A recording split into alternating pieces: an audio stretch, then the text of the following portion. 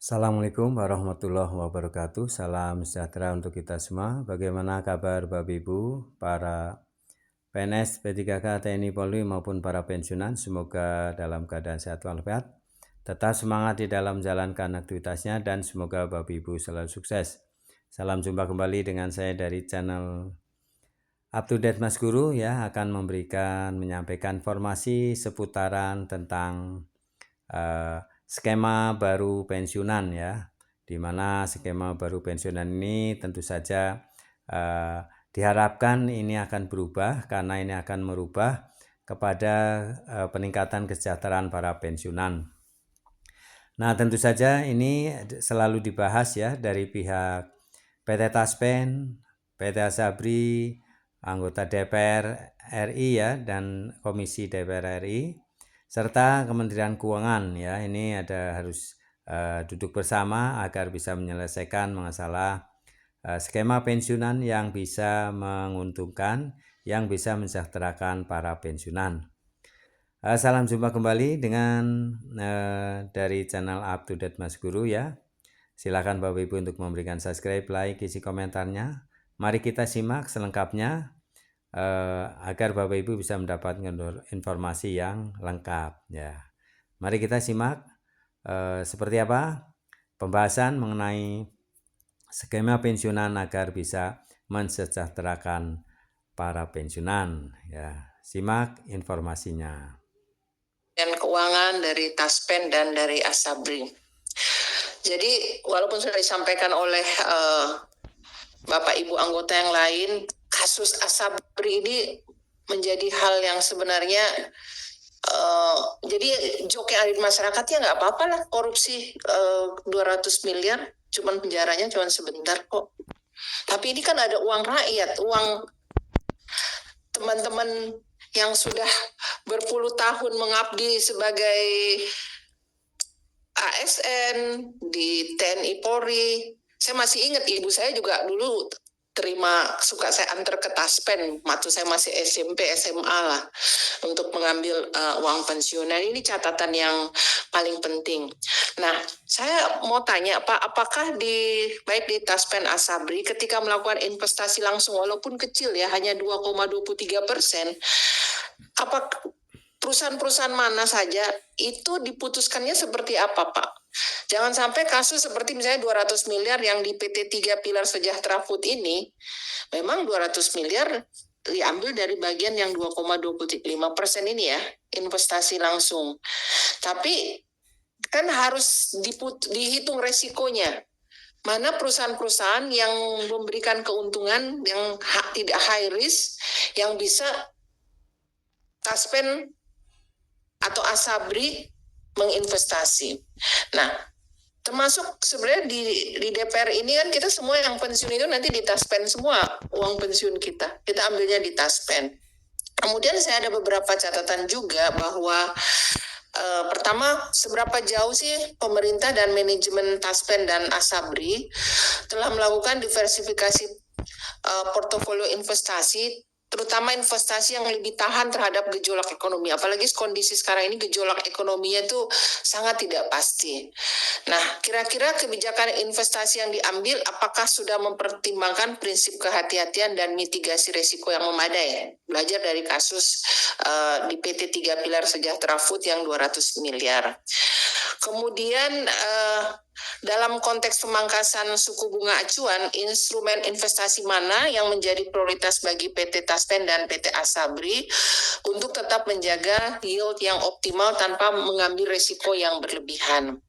Kemudian ketiga menarik di sini di halaman 11, realisasi beban LMPMD di bawah target akibat penerimaan peserta baru belum tercapai. Ini kira-kira hipotesanya seperti apa? Kenapa di bawah target? Apakah usia pensiun yang dimundurkan atau ada hal-hal yang lain, sehingga ini juga menjadi hitungan bagi nanti ke depannya untuk estimate terhadap komposisi laba baik dari PT Taspen dan PT dari Asabri. Nah, kemudian investasi yang yang akan dilakukan itu sejauh mana sih transparansi terhadap ini, kan seperti kami nyimpen uang, tapi yang nyimpen uangnya itu, yang iuran-iuran itu kan nggak tahu di mana aja diinvestasi. Apakah ada satu accountability, Pak? Nah, kemudian ketiga soal IT. Tadi menyambung apa yang disampaikan oleh teman dari Nasdem, terutama dana pensiun dari teman-teman di daerah. Jarak ke Taspen kan cukup jauh kalau dari satu daerah ke daerah lain. Nah, bagaimana mengantisipasi seperti ini untuk daerah-daerah yang punya keterbatasan? Ya, belajar dari kasus gas melon juga ya, disuruh ngambil di pangkalannya aja berapa puluh kilometer dari pemukiman, atau berapa jauh dari daerah di mana kantor-kantor cabang PT Taspen. Ya, tentunya kalau ingin menggunakan IT, teknologi, tentu ini harus sosialisasinya harus lebih gencar. Kita tahu usia-usia pensiun itu kan mungkin hanya sedikit yang melek digital. Nah, ini perlu juga dipikirkan. Intinya kami berharap bahwa uang yang ada di sana milik para peserta, Bapak Ibu, orang tua kita, pensiunan ASN, kemudian pensiunan dari TNI Polri. Saya juga ingin jawaban dari pertanyaannya Pak Kamarus Samad, di Kementerian Keuangan ASN-nya gimana cara penerimaan iurannya beda dengan ASN yang lain atau ada kekhususan? Demikian pimpinan, wabillahi taufiq wa hidayah. Wassalamualaikum warahmatullahi wabarakatuh. Karena kita tahu ada masalah pada Asabri dan ada masalah pada Taspen. Dan ini jelas merugikan, Pak. Para anggota TNI dan Polri yang sudah iuran sepanjang masa karirnya dan duitnya hilang, Pak. Hanya karena perilaku korup atau perilaku menyimpang dari beberapa orang, Pak. Sejauh mana keyakinan ini, karena saya nggak lihat ini, Pak, arah di sini bisa mampu menjamin itu. Yang kedua untuk Taspen, Pak. Kalau kita lihat paparan dan juga berita-berita di media mainstream, Pak, kita lihat Taspen itu aktif sekali, Pak. Banyak sekali inovasi yang Bapak lakukan, termasuk inovasi layanan tadi, terhadap orang yang sepuh dan seterusnya, jaminan pembayaran klaim 1 jam, dan seterusnya. Sehingga sebenarnya ini layak diapresiasi, Pak. Tadi Bapak mengatakan DNA-nya cuma 2, karena revenue-nya kan captive, dari dipotong langsung dari gaji. Sehingga kata kuncinya kan di pelayanan, dan yang kedua di investasi. Di pelayanan saya lihat inovasinya bagus sekali. Di investasi, dari paparan Bapak, mampu menjaga portofolio investasinya. Mayoritas ISBN, tentu ini adalah risk-free, deposito, obligasi, sehingga ini relatif aman, Pak. Tapi faktanya kita tahu ada direksi yang sekarang mondok karena kasus investasi. Sehingga ini menjadi catatan, Pak. Berikutnya mengenai tadi, Pak, rasio klaim THT terhadap premi. Ini Bapak tadi mengatakan $1.000, klaimnya 2.570. Ini menarik, Pak, karena kira-kira kan 2,5 kali. Dan ini berjalan dari tahun ke tahun sebelum COVID sampai sekarang, kira-kira angkanya kan 2,5 kali, Pak. Pertanyaan saya, apakah ini memang nature-nya seperti ini? Atau ada solusi lain, Pak? Karena lama-lama, kalau seperti ini terus, lama-lama habis, Pak. Apalagi kalau ada gangguan pada return dari investasi, Pak.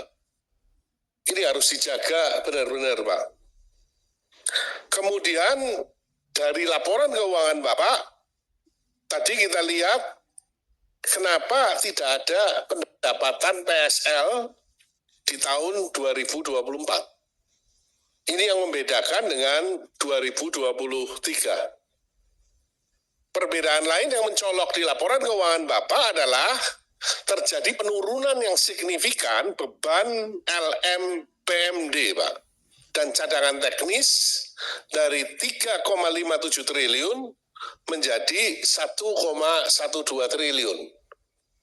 Nah, penurunan beban ini mengakibatkan Bapak profitnya tebal di bawah. Ya, kok bisa turun seperti ini? Apakah ini ada kaitannya dengan perpanjangan usia pensiun? Ya, atau dari sebab lain? Ini yang kudu ditata hati-hati, Pak.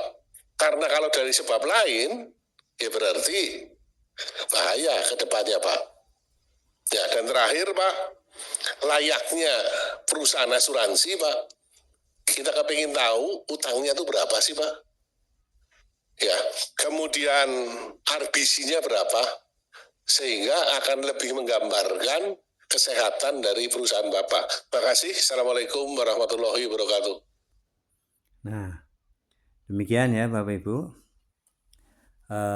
paparan dari anggota DPR ya, Komisi 11 DPR RI yang mempertanyakan dan terus memantau ya kinerja dari PT Taspen dan Asabri.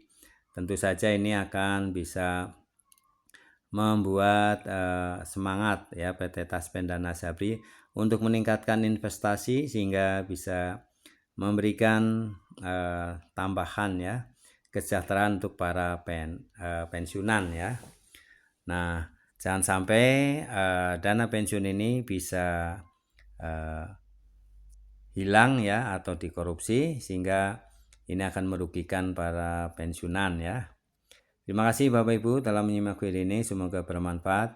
Kita berharap semuanya semoga anggota DPR RI Komisi 11 ini bisa terus memantau, mengawasi ya kinerja PT Taspen dan Asabri sehingga tidak merugikan untuk para pensiunan. Terima kasih telah menyimak video ini hingga selesai, semoga bermanfaat. Jangan lupa subscribe, like, isi komentarnya. Assalamualaikum warahmatullahi wabarakatuh.